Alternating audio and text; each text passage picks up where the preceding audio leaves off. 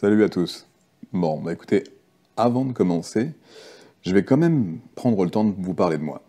Euh, bon, alors, tout d'abord, il faut savoir que je suis né en banlieue parisienne, plus précisément dans la ville de Versailles. Donc j'ai eu cette chance de vivre dans une belle ville fleurie et voilà, et auprès de toute ma famille qui était venue de l'île Maurice en fait, parce que toute ma famille arrivait de l'île Maurice, mes parents arrivaient de l'île Maurice quelques mois avant ma naissance. Du coup, j'ai été conçu là-bas en fait, hein. J'ai pris l'avion dans le ventre de ma mère et je suis né sur le territoire français. Voilà, en bonne santé, de bonne constitution et avec un bel environnement dans lequel j'ai pu évoluer. Et j'ai fait d'ailleurs ma scolarité à Versailles. Toute ma scolarité a été faite à Versailles. Et puis voilà. Puis un jour, j'ai décidé de quitter l'école assez tôt, en fait, pour travailler. Travailler parce que bah, ma famille avait des revenus modestes et j'avais une profonde envie de les mettre à l'abri. Voilà. Et, et puis plein de choses m'ont attiré vers le milieu du travail. Et du coup, j'ai voulu tout de suite, très très vite, travailler pour gagner de l'argent, être autonome, offrir ce que je pouvais offrir à mes parents. Et puis prendre mon envol, comme on dit souvent. Voilà, j'avais beaucoup d'atouts. Physiquement, j'ai travaillé sur moi pour obtenir des performances de manière à pouvoir justement être bon dans les travaux, dans le travail que j'aurais voulu faire. Notamment, je voulais d'ailleurs, j'étais déjà très attiré par le fait de euh, protéger les gens. Protéger les gens et les aider. Voilà. Euh, et, et puis, ben, je vous passe les détails parce que c'est très très long. Euh, Vers l'âge de 19 ans, 19-20 ans, alors que j'avais déjà un physique impressionnant, un tas de relations autour de moi et que des opportunités professionnelles à juste choisir en fait, parce que j'étais très très très apprécié à l'époque. Euh, je suis tombé malade. Brutalement. Enfin, brutalement, non. En fait, en réalité, j'avais déjà des symptômes avant, mais j'y avais pas pris attention. Et donc, à 19-20 ans, donc pendant que je travaillais la nuit, j'avais de gros soucis de fatigue et des problèmes digestifs qui accompagnaient cette fatigue, sur lesquels, évidemment, je ne mettais rien de concret, parce que je me suis dit, les problèmes digestifs, tout le monde doit en avoir, parce qu'on se dit ça bêtement. Et, euh, Et bah du coup, bah, le problème, c'est que ça s'est aggravé. La fatigue s'est aggravée, accompagnée de brûlures et de douleurs musculaires intenses. Quand je dis brûlures, c'est comme si vous preniez la gaine de vos muscles et vous preniez un chalumeau et que vous passiez le chalumeau sur vos tendons pendant que vous marchez, ou pendant que vous tenez un sac, ou pendant que, peu importe ce que vous faites. Même quand vous faites rien d'ailleurs.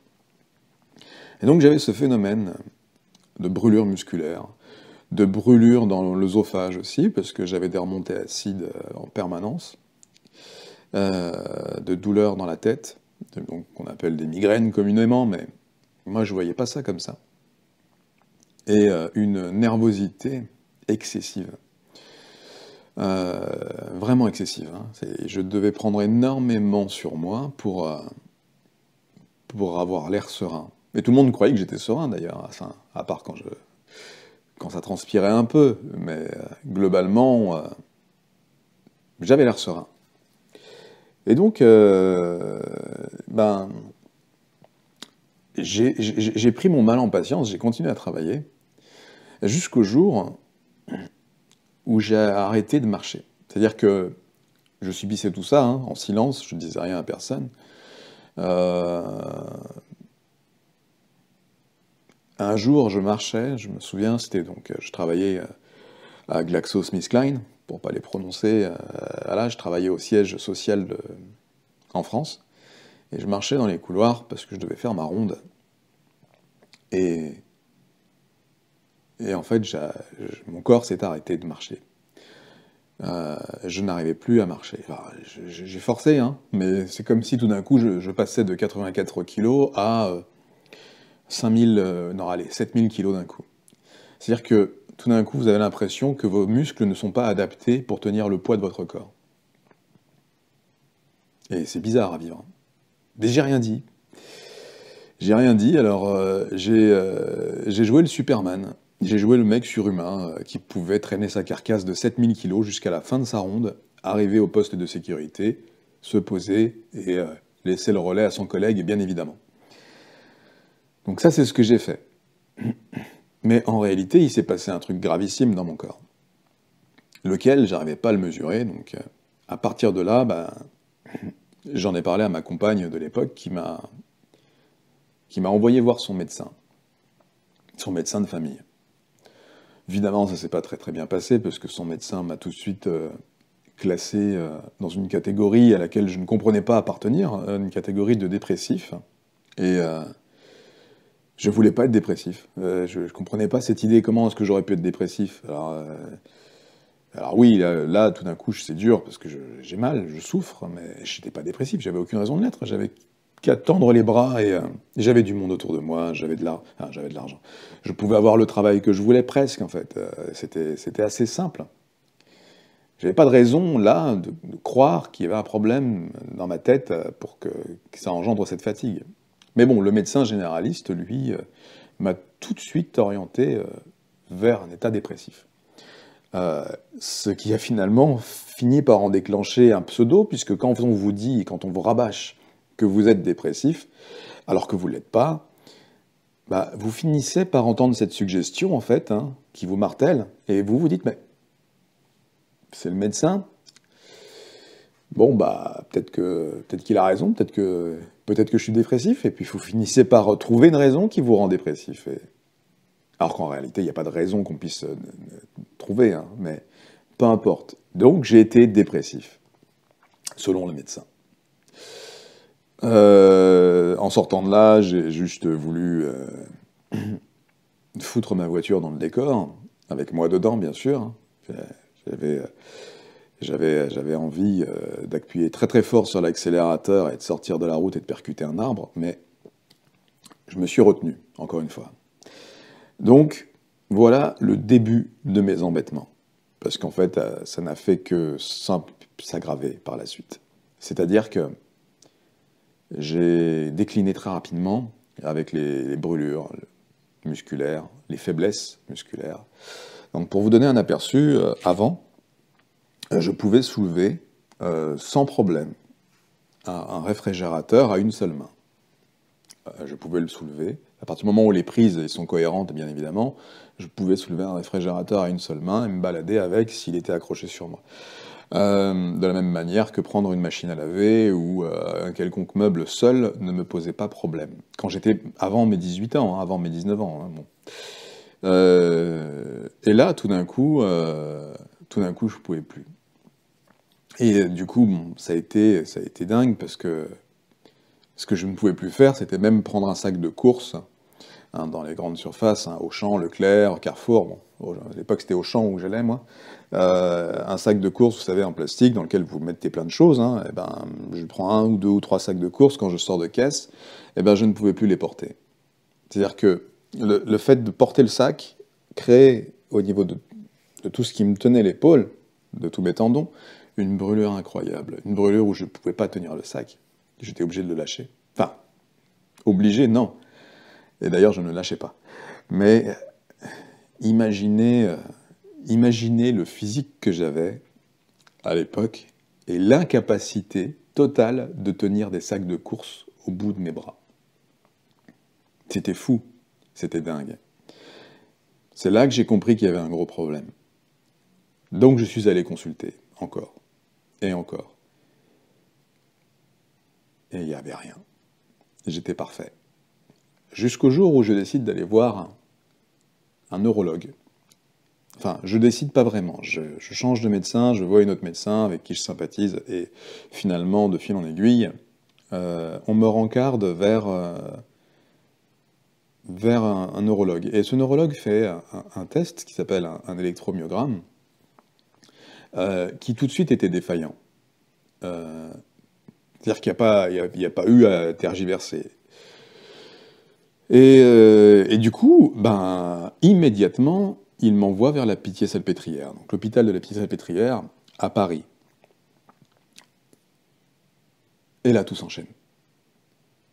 Tout s'enchaîne, grave anomalie musculaire, grave anomalie neurologique, peu importe, voilà, je subis une première biopsie musculaire qui montre des faits qui sont soumis à controverse, mais qui sont réellement les faits. Euh, et en gros, je rentre dans une dégénérescence cellulaire incroyable. Et d'autant plus que je croise des patients comme moi à l'hôpital. Enfin, comme moi. Euh, des patients atteints du même type de pathologie. Et, et ça me rend dingue. Évidemment que ça me rend dingue. Je les observe, je me dis, mais ils sont coincés là. Et, euh, et ils seront coincés là, et c'est comme ça, en fait. Et je peux pas. Je peux pas, donc je lutte contre ça. Je lutte avec ce que je peux. Et je comprends rien. Tout s'effondre, en fait, autour de moi. Je veux pas être, je veux pas avoir d'appareillage, je veux pas être en fauteuil roulant, je veux rien de tout ça. Et j'ai commencé à peine ma vie. Je voulais juste travailler, gagner ma vie, offrir une maison à mes parents, m'offrir une maison et vivre au calme. C'était tout ce que je voulais. Mais visiblement, la nature avait décidé autrement. En tout cas, ma nature a modifié certaines choses à cause de certains enfin, phénomènes extérieurs et facteurs extérieurs qui ont aggravé la situation. Et du coup, mon corps s'est mis en autodestruction, quoi. Tout simplement.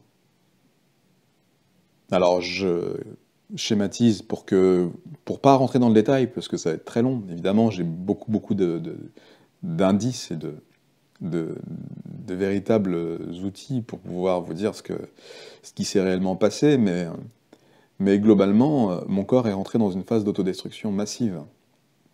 Donc en gros, ma pathologie musculaire, euh, qui n'est toujours pas étiquetée d'ailleurs aujourd'hui, hein, donc je rentre dans une forme de myopathie, et, euh, et en fait, je, je, je, je- je suis soumis, selon l'idée de certains professeurs, à je suis victime de deux maladies auto-immunes. Donc auto-immune, hein, on revient sur le principe de l'autodestruction. Euh, et, euh, et là, je comprends pas, parce qu'en fait, la médecine m'a induit en erreur, faut le savoir. Euh, la médecine m'a induit en erreur dès le départ, en me disant que c'était probablement une défaillance génétique, qu'il fallait trouver le gène défaillant.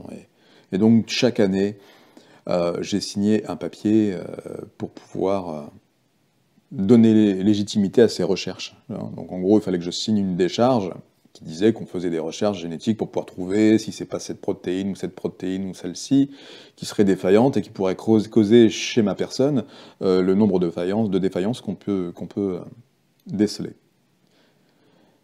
Bon, il s'avère que il n'y avait pas que mes muscles qui étaient atteints. Euh, alors concrètement, c'était une myopathie, donc les muscles étaient atteints, mais bizarrement les muscles les plus forts. C'est-à-dire que tous les muscles les plus volumineux et les plus puissants chez moi, c'était les premiers à avoir été affectés. Donc aujourd'hui, si vous voulez, ces muscles-là sont morts. C'est-à-dire que j'ai souffert, hein, j'ai souffert. Je me suis vu avec mes muscles disparaître en fait, progressivement et par étapes, euh, par étapes successives. Et ils sont morts. Et j'ai subi les douleurs liées aux nécroses, incroyables. Enfin bon. Et en gros, je schématise, parce que si je vous raconte 20 ans d'hospitalisation, vous allez vous dire, mais attends. Mais en gros, on m'a induit en erreur à plusieurs reprises. On n'a pas voulu me toucher à plusieurs reprises parce que j'étais suivi par les plus grands. Donc quand j'allais voir les confrères, ils me disaient on vous touche pas. je trouvais ça quand même bizarre de la part de la médecine de ne pas vouloir me toucher. Mais bon, dès qu'il y avait le compte-rendu médical qui disait qui était à la tête de la décision de ce qu'on disait sur moi, on ne me touchait pas. C'est vrai hein, ce que je vous raconte, hein, c'est pas, il n'y a pas d'affabulation ni quoi que ce soit. Et, euh, et donc progressivement, ben, j'ai vu mon état, voilà, j'arrivais plus à avoir de rapport sexuel, je ne pouvais plus lire quoi que ce soit. J'ai toujours des soucis pour lire quelque chose parce que j'ai pas d'intérêt à lire, mais là je ne lisais plus du tout, je voyais flou, j'avais une hypersensibilité auditive. En gros, mon système nerveux a fait ce qu'il voulait, hein. Il m'a foutu en l'air. Voilà, pas de rapport sexuel, je pouvais pas être aimable, parce que j'avais tellement de défaillances que forcément ça jouait contre moi. Et puis un jour, à un moment donné où je me rends compte que ça va être la fin, parce que j'ai vraiment cru que c'était la fin, hein. Ça, la médecine ne le sait pas, évidemment, parce que quand vous êtes en train de mourir tranquillement chez vous, vous n'êtes pas à l'hôpital, vous êtes chez vous, dans votre intimité. Mais la médecine ne le sait pas. Mais sauf qu'à un moment donné, je me réveille, c'est-à-dire que enfin, je me réveille.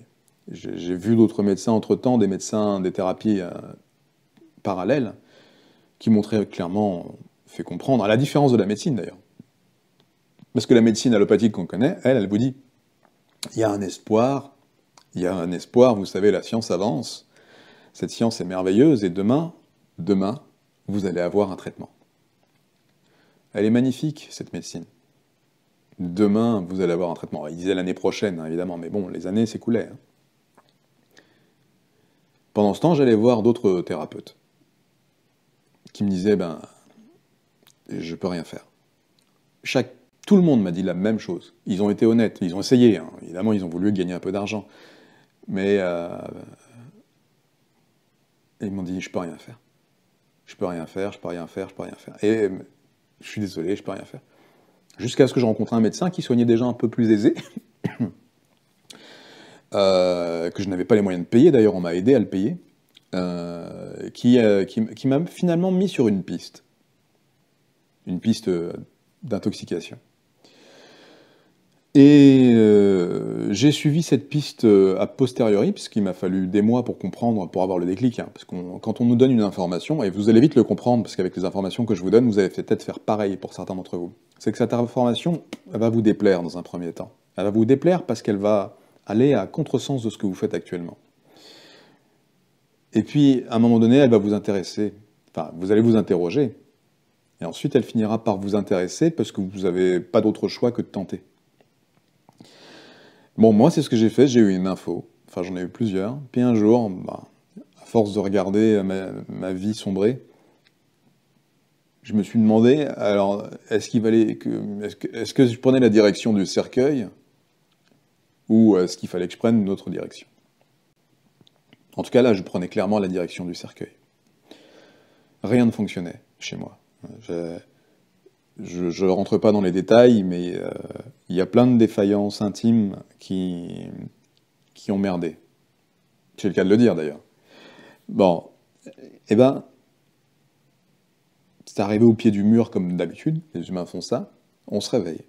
Donc je me suis réveillé avec ces phrases, ces textes, ces trucs qu'on m'avait racontés, que je trouvais pas possible parce que j'avais appris la vie autrement.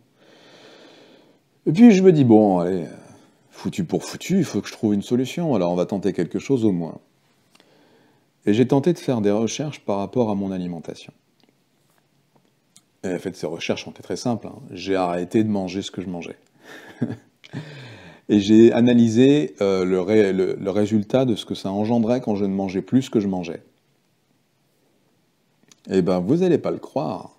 Enfin, peut-être qu'il y en a qui vont le croire parce que vous êtes déjà dessus. Mais ça a tout changé. C'est-à-dire que en quelques semaines, j'ai pu limiter les inflammations. C'est-à-dire qu'en 8 mois, j'ai créé un protocole alimentaire, isolé hein, dans mon coin, dans ma chambre, hein.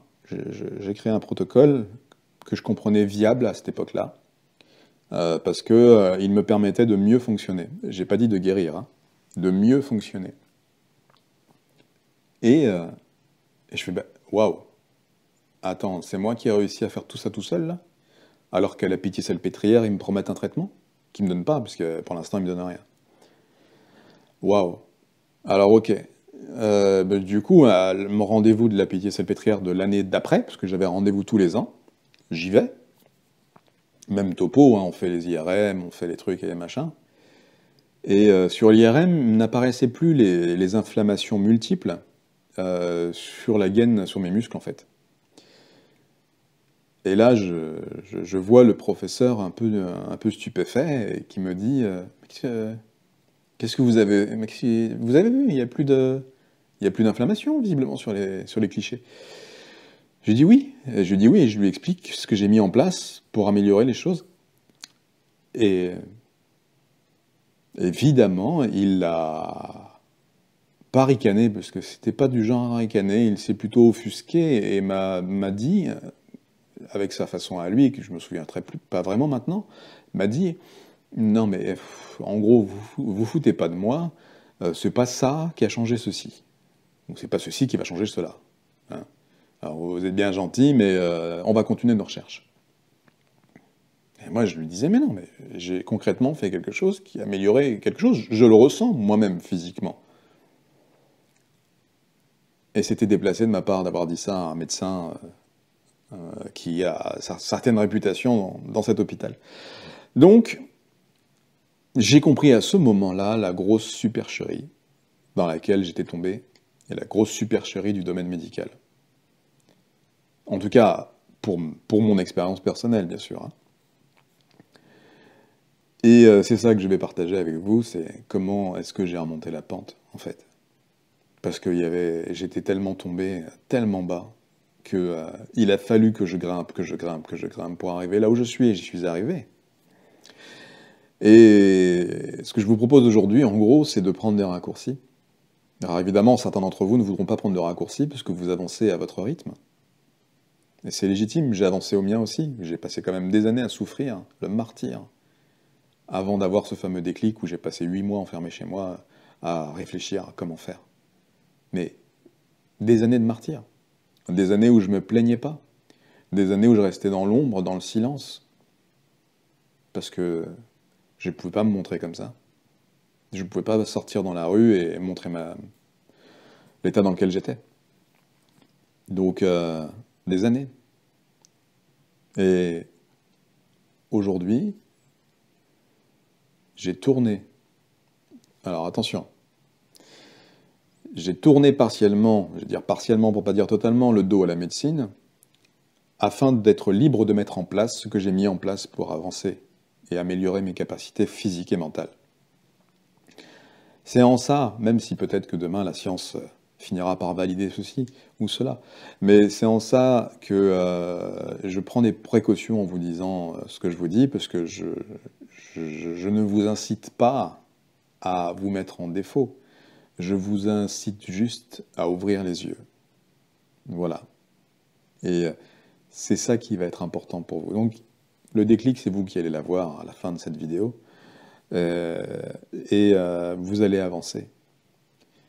Vous allez avancer, et voilà ce que je partage avec vous, en fait. C'est juste ça. Par la suite, j'ai modifié mon alimentation d'une manière totale. J'ai changé ma façon de penser les aliments, j'ai changé la façon